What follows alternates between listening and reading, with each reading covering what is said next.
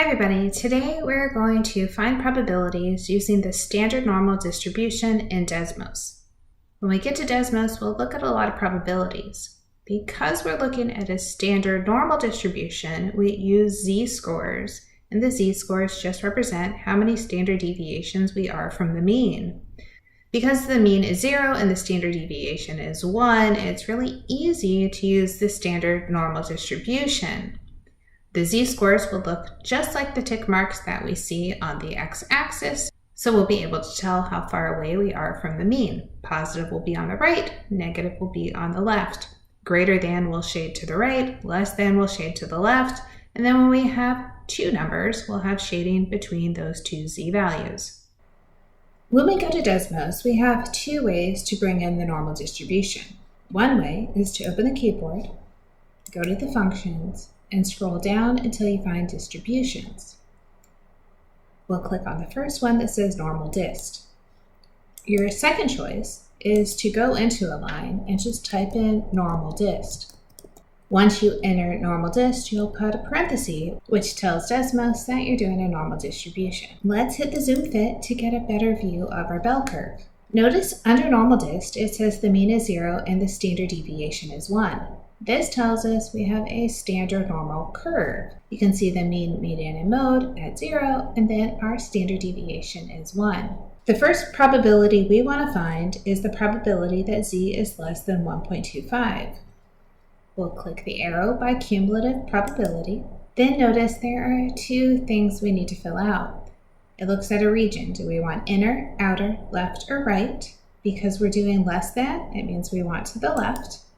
And then it asks if we want the area or the bounds. We want the area, we'll be putting in the bound. Our bound is 1.25. Once I enter 1.25, it tells me the area to the left is 0.894. If you need more decimal places, click the down arrow and you'll see many more. Make sure you're paying attention to what it asks for in the assignment. Some assignments say 2 decimal places, some say 3 or 4.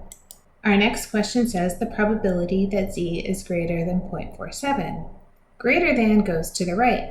I'll switch my region to the right and notice that my inequality went from less than to greater than. Our bound this time is 0.47, which shows that we have a probability of 0.319. Next, we have the probability that z is between negative 2.3 and positive 1.09. Because it's between two numbers, we're going to hit enter. Now we need to put in a number on the left and the right. On the left, we put negative 2.3. On the right, we put 1.09. Notice on the graph that you can see the negative 2.3 over on the left, and you can see the 1.09 over on the right, and then shaded in between is all of the area, which is 0.851.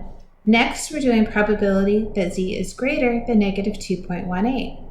So back to the region. Greater than goes to the right. We change our number to negative 2.18, which shows us 0.985. Notice in this case, it takes up most of the graph. Our next one says a probability that z is less than negative 2.75. Less than goes to the left. Let's change our number to negative 2.75. This is a small area. We only have 0.003. We call regions like this a tail region. It's just in the very tip of our graph. Our last one says find the probability that z is between 0.8 and 1.64. So between goes back to enter. Our left bound is 0.8. Our right bound is 1.64. This gives us an area of 0.161.